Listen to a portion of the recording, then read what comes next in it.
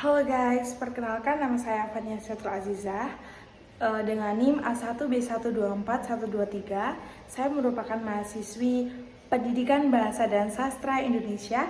Di sini saya akan menceritakan cerpen Robohnya Surau Kami karya A.A. Nafis. Berikut ceritanya. Robohnya Surau Kami. Kalau beberapa tahun yang lalu Tuan datang ke kota kelahiranku dengan menumpang bis, Tuan akan berhenti di dekat pasar.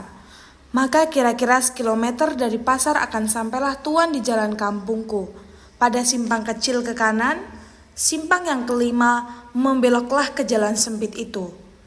Dan di ujung jalan nanti akan Tuan temui sebuah surau tua. Di depannya ada kolam ikan yang airnya mengalir melalui 4 buah pancuran mandi. Dan di pelataran kiri surau itu akan Tuan temui seorang tua yang biasanya duduk di sana dengan segala tingkah ketuaannya dan ketaatannya beribadat. Sudah bertahun-tahun ia sebagai garin, penjaga surau itu. Orang-orang memanggilnya kakek. Sebagai penjaga surau, kakek tidak pernah mendapat apa-apa. Ia hidup dari sedekah yang dipungutnya sekali sejumat, sekali 6 bulan ia mendapat seperempat dari hasil pemungutan ikan mas dari kolam itu. Dan sekali setahun orang-orang mengantarkan fitrah Id kepadanya.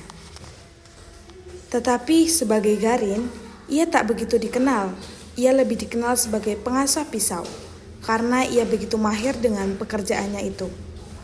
Orang-orang suka meminta tolong kepadanya, sedang ia tak pernah minta imbalan apa-apa. Orang-orang perempuan yang minta tolong mengasahkan pisau atau gunting, memberinya sambal sebagai imbalannya. Orang laki-laki yang meminta tolong, memberinya imbalan rokok. Kadang-kadang uang, tapi yang paling sering diterimanya ialah ucapan terima kasih dan sedikit senyum.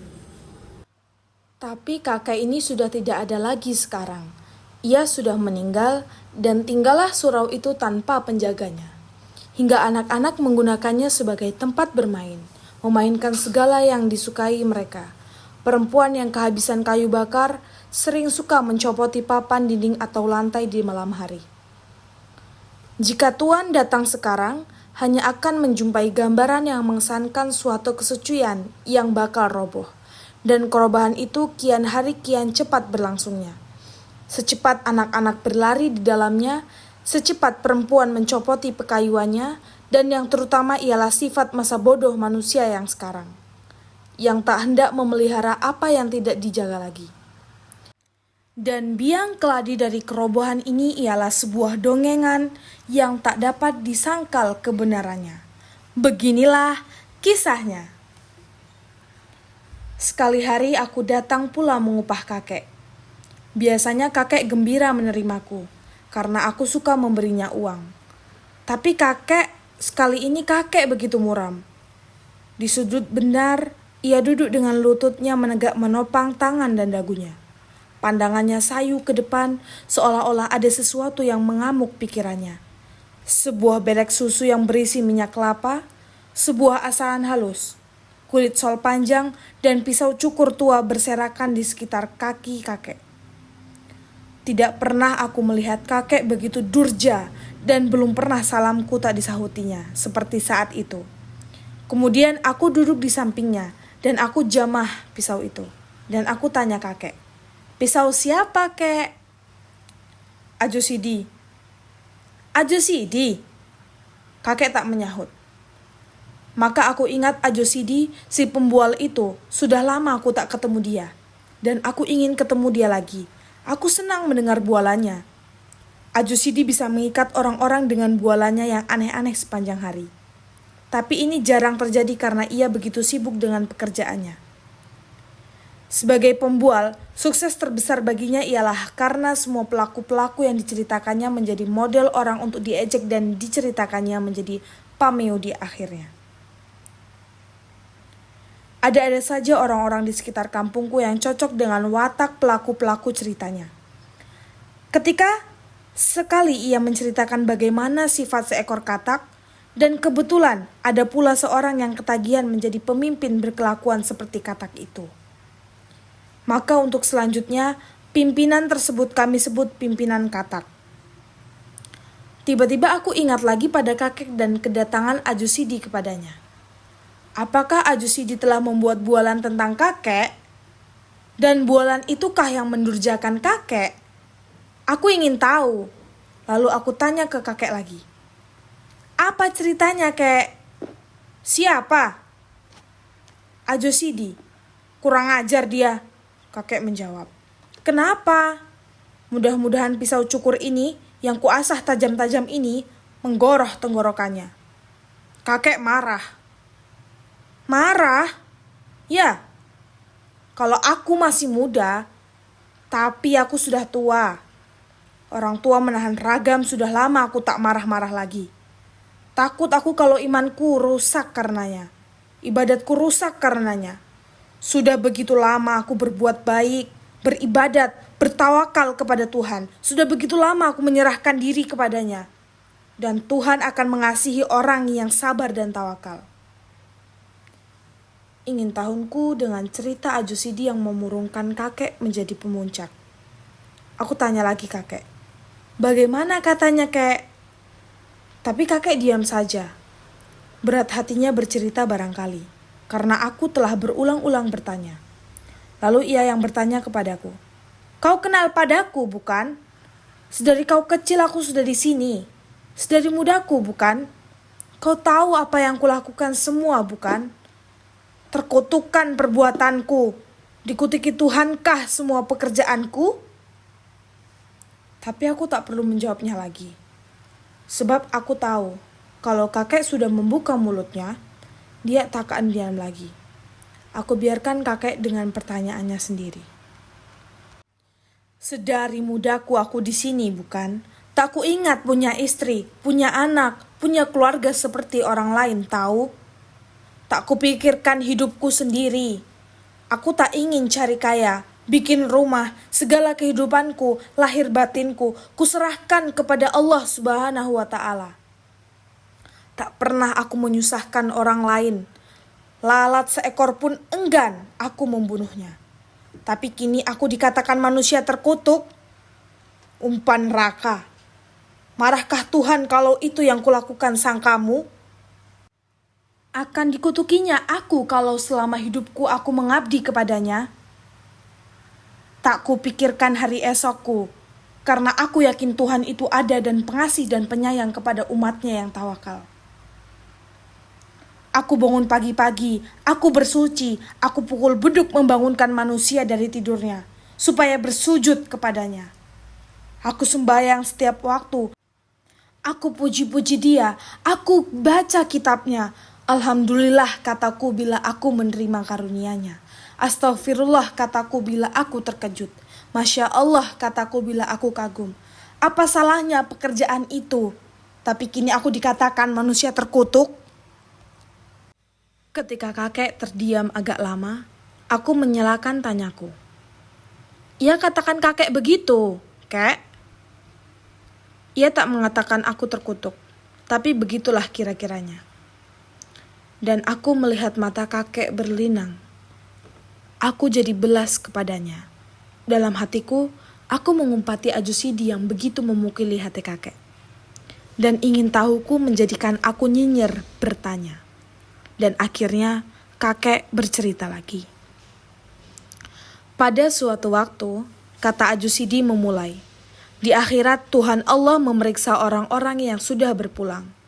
Para malaikat bertugas di sampingnya.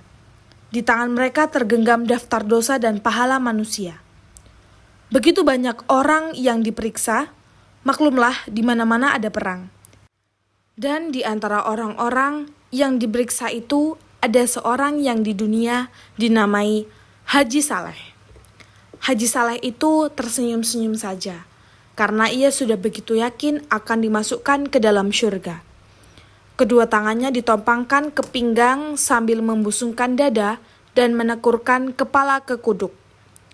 Ketika dilihatnya orang-orang yang masuk neraka, bibirnya menyunggingkan senyum ejekan. Dan ketika ia melihat orang yang masuk ke surga, ia melambaikan tangannya, seolah hendak mengantarkan selamat ketemu nanti. Bagai tak habis-habisnya, orang yang berantri begitu panjangnya. Susut di muka, bertambah yang di belakang. Dan Tuhan memeriksa dengan segala sifatnya.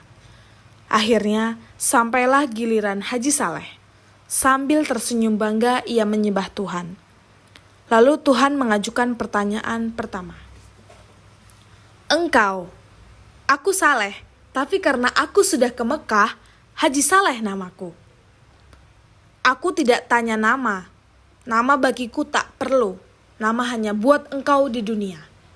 Ya Tuhanku, apa kerjamu di dunia? Aku menyembah engkau selalu, Tuhanku. Lain, setiap hari, setiap malam, bahkan setiap masa aku menyebut-nyebut namamu. Lain, ya Tuhanku, aku tak ada pekerjaanku selain daripada beribadat menyembahmu, menyebut-nyebut namamu. Bahkan dalam kasihmu, ketika aku sakit, namamu menjadi buah bibirku juga. Dan aku selalu berdoa, mendoakan kemurahan hatimu untuk menginsafkan umatmu. Lain. Haji Saleh tak dapat menjawab lagi. Ia telah menceritakan segala yang ia kerjakan. Tapi ia insaf. Pertanyaan Tuhan bukan asal bertanya saja. Tentu ada lagi yang belum dikatakannya. Tapi menurut pendapatnya, ia telah menceritakan segalanya. Ia tak tahu lagi apa yang harus dikatakannya. Ia termenung dan menekurkan kepalanya. Api neraka tiba-tiba menghawakan kehangatannya ke tubuh Haji Saleh. Dan ia menangis. Tapi setiap air matanya mengalir, diisap kering oleh hawa panas neraka itu. Lain lagi, tanya Tuhan. Sudah hambamu ceritakan semuanya, oh Tuhan yang maha besar. Lagi pengasih dan penyayang, adil dan maha tahu. Haji Saleh yang sudah kuyu mencobakan siasat merendahkan diri dan memuji Tuhan dengan pengharapan semoga Tuhan bisa berbuat lembut terhadapnya dan tidak salah tanya kepadanya. Tapi Tuhan bertanya lagi. Tak ada lagi. Oh, Tuhanku, aku selalu membaca kitab-Mu. Lain, sudah kuceritakan semuanya, oh Tuhanku. Tapi kalau ada yang lupa aku katakan, aku pun bersyukur karena Engkaulah maha tahu. Sungguh tidak ada lagi yang kukerjakan di dunia selain yang kuceritakan tadi. Yaitulah semuanya Tuhanku. Masuk kamu. Dan malaikat dengan sigapnya menjeor Haji Saleh ke neraka. Haji Saleh tidak mengerti kenapa ia dibawa ke neraka. Ia tak mengerti apa yang ia kendaki Tuhan daripadanya. Dan ia percaya Tuhan tidak silap. Alangkah tercengang Haji Saleh karena di neraka itu banyak teman-temannya di dunia terpanggang hangus, merintih kesakitan, dan ia tambah tak mengerti dengan keadaan dirinya karena semua orang yang dilihatnya di neraka itu tak kurang ibadatnya dari dia sendiri. Bahkan ada salah seorang yang telah sampai 14 kali ke Mekah dan bergelar Syekh pula. Lalu Haji Saleh mendekati mereka dan bertanya kepada mereka, dinerakakan semuanya. Tapi sebagaimana Haji Saleh, orang-orang itu pun tak mengerti juga. Bagaimana Tuhan kita ini? Kata Haji Saleh kemudian. Bukankah kita disuruhnya taat beribadat, tegur beriman? Dan itu semua sudah kita kerjakan selama hidup kita. Tapi kini kita dimasukkannya ke neraka. Ya, kami juga heran. Tengoklah itu, orang-orang senegeri dengan kita semua, dan tak kurang ketaatannya beribadat, kata salah seorang di antaranya. Ini sungguh tidak adil. Memang tidak adil, kata orang-orang itu mengulangi ucapan Haji Saleh. Kalau begitu, kita harus minta kesaksian atas kesalahan kita. Kita harus mengingatkan Tuhan kalau ia silap memasukkan kita ke neraka ini. Benar. Sorakan yang lain membenarkan Haji Saleh. Kalau Tuhan tak mau mengakui kesilapannya, bagaimana? Suatu suara melengking di dalam kelompok orang banyak itu. Kita protes, kita resolusikan, kata Haji Saleh. Apa kita revolusikan juga? Tanya suara yang lain, yang rupanya di dunia menjadi pemimpin gerakan revolusioner. Itu tergantung kepada keadaan, kata Haji Saleh. Yang penting sekarang, mari kita berdemonstrasi menghadap Tuhan. Cocok sekali. Di dunia dulu dengan demonstrasi saja, banyak yang kita peroleh, sebuah suara menyela. Setuju, setuju, setuju. Mereka bersorak ramai-ramai. Lalu mereka berangkatlah bersama-sama menghadap Tuhan. Dan Tuhan bertanya, "Kalian mau apa?" Haji Saleh yang menjadi pemimpin dan juru bicara tampil ke depan. Dan dengan suara yang menggeletar dan berirama rendah, ia memulai pidatonya. "Oh Tuhan kami yang maha besar, kami yang menghadap-Mu ini adalah umat-Mu yang paling taat beribadat, yang paling taat menyembah-Mu. Kamilah orang-orang yang selalu menyebut nama-Mu, memuji-muji kebesaran-Mu, mempropagandakan keadilan-Mu, dan lain-lainnya. Kitab-Mu kami hafal di luar kepala kami, tak sesat sedikit pun kami membacanya. Akan tetapi Tuhanku yang Maha Kuasa, setelah kami Engkau panggil kemari, Engkau memasukkan kami ke neraka. Maka sebelumnya terjadi hal-hal yang tak diinginkan. Maka di sini atas nama orang-orang yang cinta padamu, kami menuntut agar hukuman yang Kau jatuhkan kepada kami ke surga, sebagaimana yang Engkau janjikan dalam kitab-Mu." "Kalian di dunia tinggal di mana?" tanya Tuhan. "Kami ini adalah umat-Mu yang tinggal di Indonesia, Tuhanku." "Oh, di negeri yang tanahnya subur itu?" "Ya, benar itu, Tuhanku. Tanahnya yang maha kaya raya, penuh oleh logam, minyak, dan berbagai bahan tambang lainnya, bukan?" "Benar, benar, benar, Tuhan kami. Itulah negeri kami." Mereka mulai menjawab serentak, karena fajar kegembiraan telah membayang di wajahnya kembali. Dan yakinlah mereka sekarang bahwa Tuhan telah silap menjatuhkan hukuman kepada mereka itu. "Di negeri mana tanahnya begitu subur, sehingga tanaman tumbuh tanpa ditanam?" "Benar, benar, benar, itulah negeri kami." "Di negeri di mana penduduknya sendiri melarat?" Ya, itulah dia negeri kami." "Negeri yang lama diperbudak negeri lain?" "Ya, Tuhanku, sungguh laknat penjajah itu, Tuhanku. Dan hasil tanahmu, mereka yang mengeruknya dan diangkut ke negerinya, bukan?" "Benar, Tuhanku. Hingga kami tak mendapat apa-apa lagi. Sungguh laknat mereka itu. Dia negeri yang selalu kacau itu, hingga kamu dengan kamu selalu berkelahi. Sedang hasil tanahmu orang lain juga yang mengambilnya, bukan?" "Benar, Tuhanku. Bagi kami, soal harta benda itu kami tak mau tahu. Yang penting bagi kami ialah menyembah dan memuji Engkau." "Engkau rela tetap melarat, bukan?" "Benar, kami rela sekali, Tuhanku. Karena kerelaanmu itu, anak cucumu tetap juga melarat, bukan?" "Sungguh pun anak cucu kami itu melarat, tapi mereka semua pintar mengaji. Kitab-Mu mereka hafal di luar kepala. Tapi seperti kamu juga, apa yang disebutnya tidak dimasukkannya di dalam hati, bukan?" "Ada, Tuhanku." "Kalau ada, kenapa Engkau biarkan dirimu melarat, hingga anak cucumu teraniaya semua? Sedang harta bendamu Kau biarkan orang lain mengambilnya untuk anak cucu mereka. Dan Engkau lebih suka berkelahi antara kamu sendiri, saling menipu, saling memeras. Aku beri kau negeri yang kaya raya, tapi kau malas. Aku lebih suka beribadat saja. Karena beribadat tidak mengeluarkan peluh, tidak membanting tulang. Sedang aku menyuruh engkau semuanya beramal. Kalau engkau miskin, engkau kira aku ini suka pujian, mabuk disembah saja. Tidak. Kamu semua mesti masuk neraka.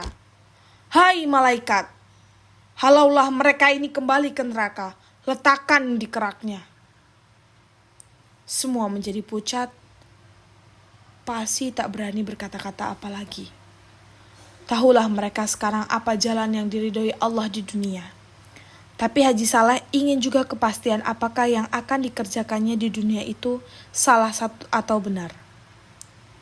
Tapi ia tak berani bertanya kepada Tuhan. Ia bertanya saja pada malaikat yang mengiring mereka itu. Salahkah menurut pendapatmu kalau kami menyembah Tuhan di dunia? Tanya Haji Saleh. Tidak.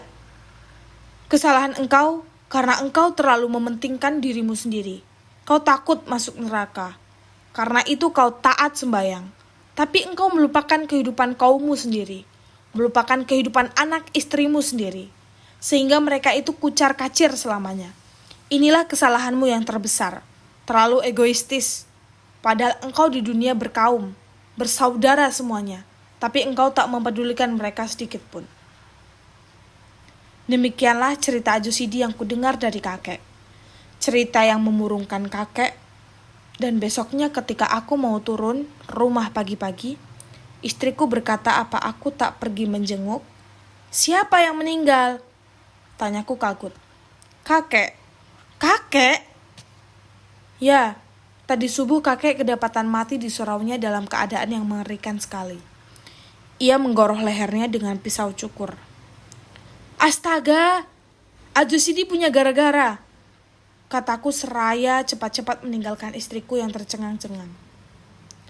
Aku cari Ajosidi ke rumahnya, tapi aku berjumpa dengan istrinya saja. Lalu aku tanya dia. Ia sudah pergi, jawab istri Ajosidi. Tidak ia tahu kakek meninggal? Sudah, dan ia meninggalkan pesan agar dibelikan kain kafan buat kakek 7 lapis. Dan sekarang, tanyaku kehilangan akal sungguh mendengar segala peristiwa oleh perbuatan Ajosidi yang tidak sedikit pun bertanggung jawab. Dan sekarang kemana dia? Kerja. Kerja? Tanyaku mengulangi hampa. Ya, dia pergi kerja.